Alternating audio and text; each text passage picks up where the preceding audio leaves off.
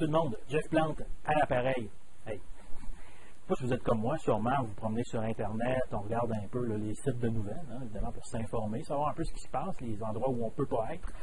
Et quelquefois, on va faire un tour sur Cyberpresse. Et là, paf! Ce midi, je suis tombé sur une nouvelle qui, normalement, ça aurait dû me faire tomber de ma chaise, mais c'est drôle, je suis comme pas surpris, vous allez me comprendre. Attendez, je vais vous citer ça. Donc, vous savez que l'ADQ avait un caucus ce midi, on est mardi, et ils l'ont fait à Montréal. Ils auraient pu le faire à Québec. Il y a plein d'Ashton là-bas. Et je suis sûr qu'on aurait pu avoir amplement le temps de se jaser plutôt que de venir ici alors que les députés ne viennent pas de ce coin-ci. Cela dit, on leur souhaite bienvenue. On espère que ça leur a montré une nouvelle réalité du Québec, le Festival du Cône Orange et tout ça. D'ailleurs, ça serait le fun d'entendre Gérard Deltel à ce sujet. D'ailleurs, je vous dis en passant, où est Gérard? Il se passe des choses là, depuis ce printemps. Les Nordiques avec leur aréna, me semble.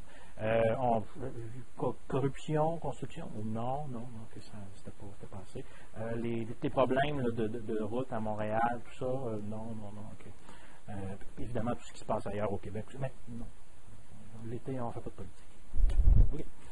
Donc, c'était la rentrée pour l'ADQ. On faisait notre caucus, semble-t-il, aujourd'hui. Et la nouvelle, l'ADQ se dit intéressée par la culture selon Legault. Il faut comprendre que la culture selon Legault, n'est-ce pas, c'est que Legault a sorti la semaine dernière cette fameuse mesure où il dit qu'il va donner 400 millions de dollars, rien de moins, aux artistes québécois. C'est très généreux. Quand on donne l'argent des autres, on est toujours très, très généreux. Rien qu'un problème avec ça, c'est que Legault peut bien le dire, mais c'est que l'ADQ est supposé de solliciter des votes un peu plus à droite. Donc, on va aller prendre de l'argent d'une clientèle pour aller le donner à une autre. OK, c'est correct. Moi, je sais pas, parce que là, on va aller plus loin là-dedans, parce que, évidemment, je dis, bon, c'est peut-être juste le titre.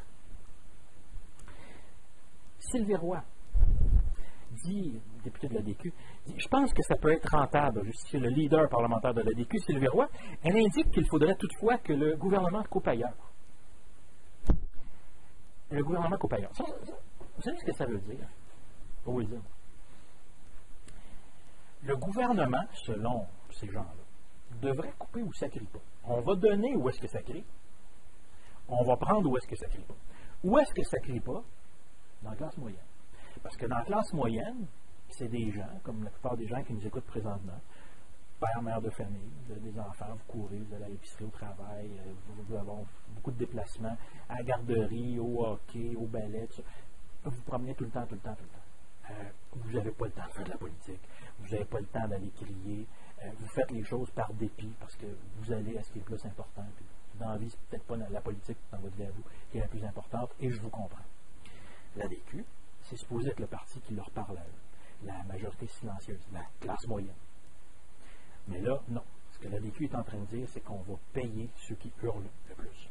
Parce que, comprenez-moi bien, c'est pas à tous les artistes qu'on donne. Non. Quand on dit on va donner 400 millions à la culture, vous savez très bien comment ça marche. Vous savez qu'au Québec, il y a une culture étatisée. Hein? Il y a ces artistes subventionnés qui sont ceux qu'on entend partout, qui sont sur toutes les tribunes, dans tous les médias, c'est toujours les mêmes. Avez-vous remarqué que contrairement à nos amis français, contrairement à nos voisins américains, comment ça se fait qu'ici, ils penchent tous du même bord? Comment ça se fait qu'ici, ils parlent tous pareil? Vous n'avez pas remarqué. Pourtant, ailleurs, ce n'est pas le cas. Mais ici, vu qu'ils sont tous dépendants de l'État, le discours est sensiblement le même, toujours. C'est bizarre. Et vous savez ce que ça fait, une culture étatisée? Regarde, prenons l'exemple de la culture qui coûte la plus cher à produire, probablement, le cinéma. Il y a un cinéaste que vous connaissez tous, qui est décédé récemment, Pierre Falardeau. Pierre Falardeau, ça n'allait pas bien avec Téléfilm Canada, vous en souvenez. Parce que, en passant ici, il y a deux sources pour faire des films. Téléfilm puis la Sodec. Fait que si vous vous entendez pas bien, vous n'avez pas la même vision que les fonctionnaires et les apparatchiks là-bas, il n'y en a pas de film.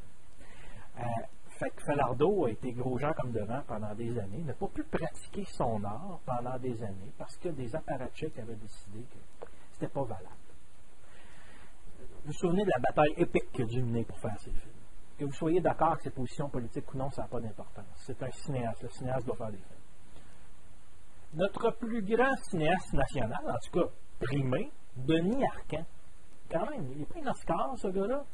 Denis Arcand, sa productrice, puis sa femme, là, Denise Robert, l'a dit il n'y a pas tellement longtemps. Écoutez, je ne suis même pas capable de financer les films de Denis Arcand. C'est pas un problème, ça. Pensez-y.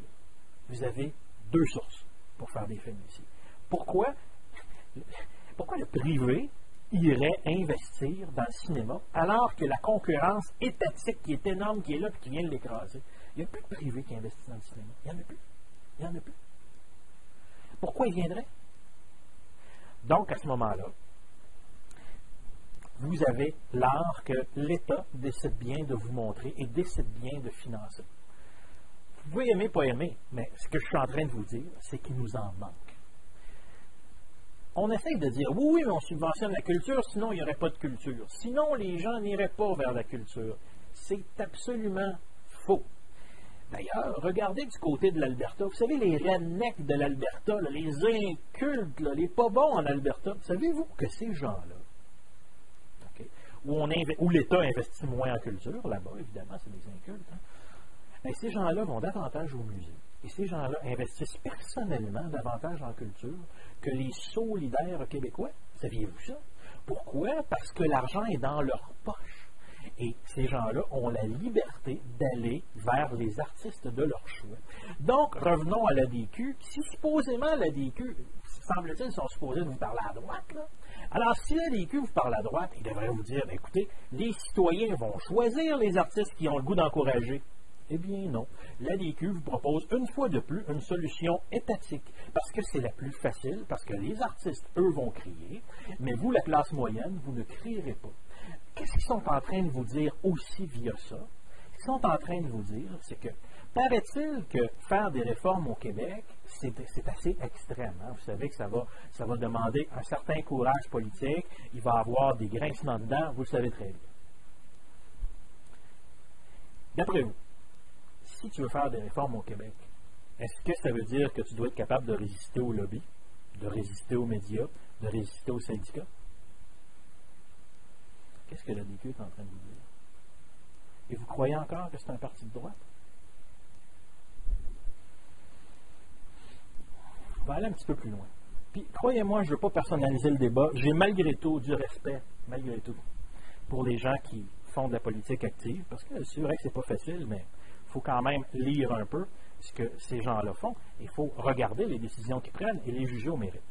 François Bonnardel reconnaît toutefois, député de l'ADQ aussi dans le coin des cantons de l'Est, donc François Bonnardel reconnaît toutefois qu'il serait dommage que l'ADQ et le parti attendu de M. Legault s'affrontent aux prochaines élections.